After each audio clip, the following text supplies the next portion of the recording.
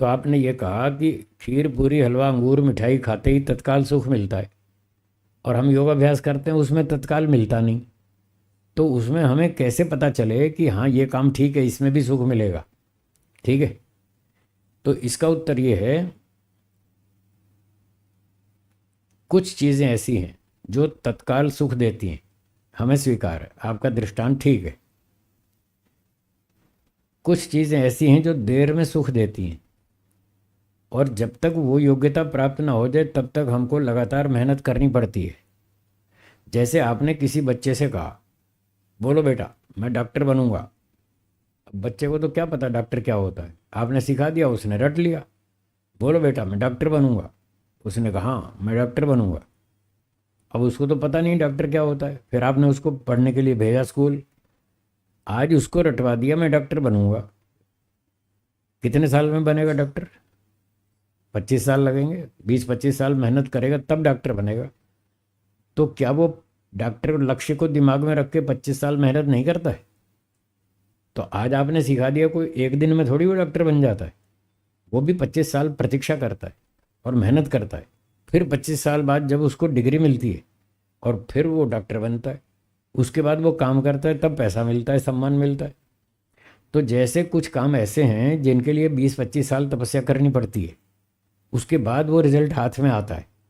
तो 20-25 साल योगाभ्यास करो, फिर देखना उसका भी मजा आएगा। डॉक्टर बनने में भी 25 साल लगते हैं, तो कुछ योगाभ्यास तपस्या करो 25 साल, फिर देखना खूब आनंद आएगा, वहां भी आएगा। तो ये ईश्वर का आनंद या अध्यात्म का आनंद, ये ऐसा नहीं है अंगूर उठा के खा लिया और तत्काल सुख मिल गया, ये ऐसा नहीं है। और अगर अंगूर खाने वाला सुख चाहिए आध्यात्मिक, कि जैसे अंगूर खाते ही तत्काल सुख मिलता है, तो अगर तत्काल वाला एग्जाम्पल चाहिए तो किसी सूरदास का हाथ पकड़ के सड़क पार करा दो, देखो तत्काल आनंद मिलेगा। आ गया ना? सेवा करो, ये उसी अध्यात्म का एक अंश है, सेवा करना। किसी मजबूर गरीब मुसीबत के मारे व्यक्ति की मदद करो, देखो तत्काल आनंद मिलेगा। वैसा ही जैसे अंगूर खाने से मजा आता है, तत्काल सुख मिलेगा। और जो सूरदास की हाथ पकड़ के आप उसकी सड़क पार करा देंगे, उसमें जो आनंद आएगा वो अंगूर खाने में नहीं आएगा, इससे बढ़िया आएगा। हाँ, ये भी गारंटी, गारंटी है, प्रैक्टिकल करके देख लो। किसी मजबूर की मेहनत की मदद करो, जो आपत्तिग्रस्त है उसकी सहायता करो, ईश्वर आपको तत्काल आनंद देगा, बढ़िया आनंद देगा, जो कि आपको रसगुल्ला मिठाई खाने से नहीं मिलेगा, उतना अच्छा नहीं मिलेगा। तो यहाँ भी आनंद है, तत्काल वाला भी है, कुछ देर वाला भी है, कुछ और देर वाला भी है। और समाधि लगाओ तो 50 साल वाला भी है, 50 साल तपस्या करो फिर समाधि लगेगी। सबके लिए ना काल नियम हो, सबके लिए एक नियम नहीं है। किसी को 50 लगें, किसी को 30 भी लगें, किसी को 20 भी लगें, और किसी को 5 जन्म भी लग जाए। वो तो हर एक की योग्यता अपनी अलग अलग है। अब मुकेश अंबानी सारे एक जन्म में थोड़ी बनेंगे, कोई तो पूरा जन्म लगा रहे तो भी ना बन पाए। कई जन्म लगेंगे तब जाके उस लेवल पर आएगा व्यक्ति। तो जैसा वहां पर है ऐसा यहाँ पर है। तो इस तरह से हमें मोक्ष को समझना है, मोक्ष के रास्ते को समझना है, मोक्ष के उपायों को समझना है, और समझ करके उस पर आचरण करना है। तो उससे आपको विश्वास हो जाएगा कि मोक्ष ही लक्ष्य है। प्राचीन काल में लाखों लोग इस लक्ष्य को समझते थे, लाखों, और लाखों लोग तपस्या करके समाधि लगा के योगी बन गए, ऋषि बन गए और मोक्ष में चले गए, लाखों की संख्या में। उनमें से 5-10 के नाम आप जानते हैं, महर्षि पतंजलि, महर्षि गौतम, महर्षि कणाद, महर्षि जैमिनी, महर्षि व्यास, महर्षि कपिल, महर्षि कणाद, कुछ तो इतने आप जानते हैं। महर्षि दयानंद जी का भी नाम सुना है आपने। तो ये तो अभी थोड़े दिनों के हैं जिनके नाम हमको मालूम भी हैं, और पीछे करोड़ों साल का इतिहास है, हमारे पास है ही नहीं। कितने और लाखों लोग भी गए होंगे मुक्ति में। तो उनको, उनका इतिहास सुन पढ़ समझ कर भी हमें ये विश्वास हो सकता है कि हाँ मुक्ति भी कोई चीज़ है, कोई प्राप्त करने योग्य वस्तु है, हमें भी प्राप्त करनी चाहिए। ये लाखों लोग मुक्ति में गए, ये सारे अनाड़ी नहीं थे। ये मूर्ख नहीं थे, बहुत समझदार थे, बहुत बुद्धिमान थे, वेदों के विद्वान थे, तपस्वी थे, इन्होंने बहुत अच्छी प्राप्ति की है, तो ऐसी हमको भी करनी चाहिए। तो एक व्यक्ति ने कहा, अच्छा वो तो फिर इतिहास की बात है, भूतकाल की बात है, हमने तो देखी नहीं, हमें क्या मालूम, ऐसे ही क्या पता उड़ा दी हो किसी ने। ये भी तो हो सकता है ना, तरह तरह के लोग शंकालु हैं, तरह तरह की शंका उठाते हैं।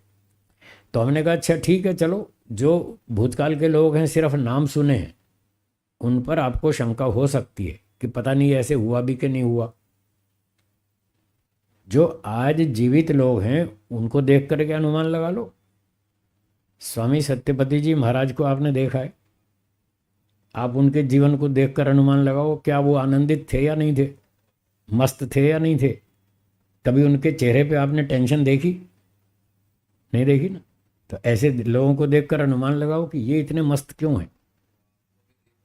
मैं भी बैठा हूँ, आप मुझे भी देख रहे हैं। तो जो जीवित लोग हैं उनको देख कर के आप अनुमान लगा सकते हैं ये वेदों के मार्ग पर चल रहे हैं, योग के मार्ग पर चल रहे हैं, अध्यात्म के मार्ग पर चल रहे हैं, मस्त रहते हैं, हमेशा खुश रहते हैं, कोई टेंशन दिखती नहीं इनके लाइफ में। तो इस प्रकार से हम विश्वास कर सकते हैं कि हाँ, इनके पास कुछ ऐसी संपत्ति है जो आम जनता के पास नहीं है, जिसकी वजह से ये ज़्यादा सुखी हैं और आम जनता इनसे ज़्यादा सुखी नहीं है। उनकी समस्या अधिक है, इनकी कम है।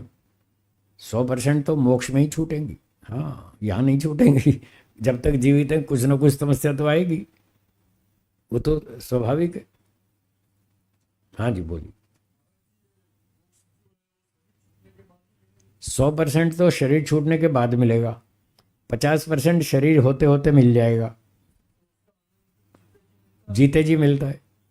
यस, हाँ सेवा करो, ये मोटा सा नमूना है, मोटा सा एग्जाम्पल है, ये महसूस करने के लिए कि तत्काल सुख भी मिलता है, अध्यात्म का सुख तत्काल भी मिलता है, सिर्फ रसगुल्ले का नहीं। हाँ, भौतिक सुख भी मिलता है और अध्यात्म का भी मिलता है। ये आध्यात्मिक सुख है जो आप सेवा करके प्राप्त करेंगे। हाँ, वो नहीं बता सकते आप रसगुल्ले का टेस्ट बता सकते हैं शब्दों में?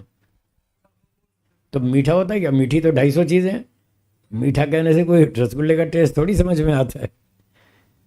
मीठा शब्द रसगुल्ले के टेस्ट को नहीं बता सकता। भले ही आप मीठा बोलें, स्वादिष्ट बोलें, अच्छा बोलें, मज़ा आता है, कितना भी बोल लो, आप कितने भी शब्द बोल लो, आप रसगुल्ले का स्वाद हमको शब्दों से नहीं चखा सकते, वो तो ज़बान से ही चखा जाएगा। बस मोटा मोटा बता सकते हैं भाई अच्छा होता है, स्वादिष्ट होता है, बस इतना। तो आप एक रसगुल्ले का स्वाद नहीं बता सकते, तो हम अध्यात्म के सुख का स्वाद कैसे बता देंगे? वो भी प्रत्यक्ष अनुभव करने से ही समझ आएगा। सेवा करो फिर देखो कैसा आनंद आता है, आपको अंदर से पता चल जाएगा कैसा होता है। जी बोलिए। जी नमस्ते।